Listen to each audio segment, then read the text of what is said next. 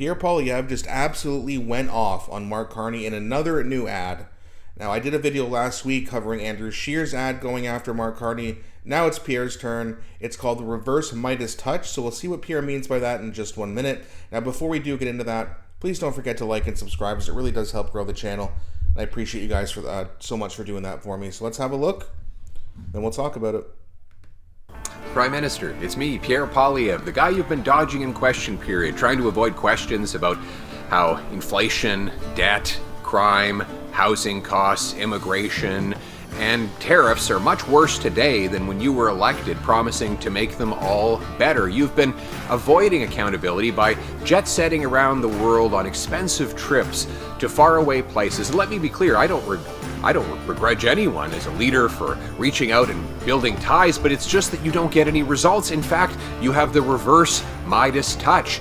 We have double the U.S. tariffs on Canadian goods, now new and higher tariffs from China on our farmers and fish harvesters, and you're back to the United Kingdom, where the Brits continue to hit our farmers with protectionism that you have not succeeded in removing. You've gotten no results whatsoever. So I do have a suggestion for the next inevitable trip to the United Kingdom that you might make, and that is this: apologize. When you were the governor of the Bank of England, you caused an inflation crisis by printing way too much money. Now, do you remember the video I made yesterday where I showed Liz Truss kind of breaking this down a little bit when I think she was on Glenn Beck's show, but she was talking about this, and because she was the prime minister, she took all the blame for it. But Mark Carney's inflationary money printing and the spending and all that is just, well, he's spending money now, or what he's going to spend in November. You can see that this guy's whole plan is to just get in there, spend as much money as possible. I don't care about the future. I don't care if you get bankrupt. I'm going to do what I want. I'm going to spend what I want. And too bad. In fact, inflation was far worse in the UK than in neighboring competitor countries. It had the second highest inflation during your time there. In all of the G7, the only country that was worse, unfortunately, was Canada under your protege, Justin Trudeau. And housing. You caused a housing crisis by flooding the market with cheap cash, which of course helped the billionaire class and the insiders, but shut young Brits out of homes. Does that sound familiar? Just like Canada under the Liberal government. Now, if you were to apologize for all those things, it's not just that the Brits would appreciate your contrition, it's that it might signal that you'd learn something from your dreadful economic mistakes. It's not just that the London Telegraph said that you were the unreliable boyfriend of central banking. It's that these terrible policies repeated in Canada could cause even more suffering. By showing that you understand your failings, then maybe you can learn from them. After all, the definition of insanity is doing the same thing over and over again and expecting a different result. We as conservatives have learned from your failures, and we're here to help you avoid repeating them. We believe in cutting back on the bureaucracy, getting the deficit and the tax burden down so that hard work actually pays off in this country. Remove all that bureaucracy you keep building so that homes can actually get built, that people can afford, and unlock our resources so that we can become a self-reliant country. Those would be great lessons to learn from your failures, but first, you have to admit that you made them. Before you can do that, I recommend you park the plane, get to work, and do your job. Now, does any of you actually think that Mark Carney will apologize? I just have a feeling there's not going to be even just a little bit of an apology, not even a hint of an apology, because he's not sorry. Do you think that Mark Carney cares about his investors, aka the billionaire class, or the average people? I'll give you a hint. I'll just give you the answer. It's the investors. He cares about that class, which is the problem that the entire Western civilization's middle class is having. No one cares about us.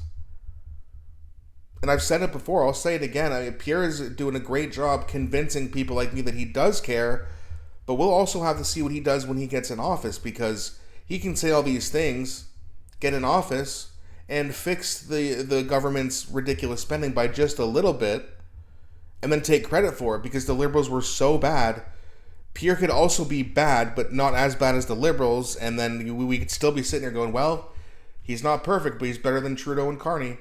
What we really need is a complete overhaul, and that's what Pierre Poilievre was promised. Get the middle class back on track. Let's get young people into homes. Let's get a thriving economy, lots of good jobs. The Liberals are not interested in that. The Liberals are interested in their WEF buddies. They're interested in the agenda of, hey, if we destroy the middle class and give the billionaires everything, they'll keep paying for our campaigns. That's who buys and pays for politicians. Now, again, Pierre Poilievre receives donations. I just don't know from who. But if we were to find out that he's taking donations from billionaires, well, now we got a big problem to discuss here. But that's not the case right now. At least I don't think. What we do need to focus on is Mark Carney. And by the way, go figure that Mark Carney's old boss, Justin Trudeau, was doing the same thing in Canada that he was doing in England. Is that a coincidence? Are they all just so stupid with money that they just spend it and go, oh, gee, this is all a mistake? Or do you think it's on purpose? I have a feeling personally it's on purpose, because I don't see all these high-level educated, and again, just because you're educated does not mean you're smart. But to say that all of the educated politicians we have, they're all stupid? Really? I don't believe that. I think that there's a major plan to destroy everything so that the billionaire class, the one who pays for them and owns them, can have everything. What's crazy about that is they already have almost everything. 98% of the world's money is controlled by 2% of people. But that's not enough. They want 99.999% of it, which means that we're only going to get the crumbs off the table. That's it. That's the way it's supposed to be, according to certain global elitists. You'll have nothing and be happy. What do you think that means? Well, it's they're not even trying to hide it, right? It's you'll have nothing, and then we're going to convince you that we're doing things socially or about the climate to make you happy that you're homeless. Well, yeah, having a home would be really nice, but the world's burning, and if I gotta be homeless to save the planet, so be it. There are actually people out there who would sacrifice that because of the fear-mongering. I've met them.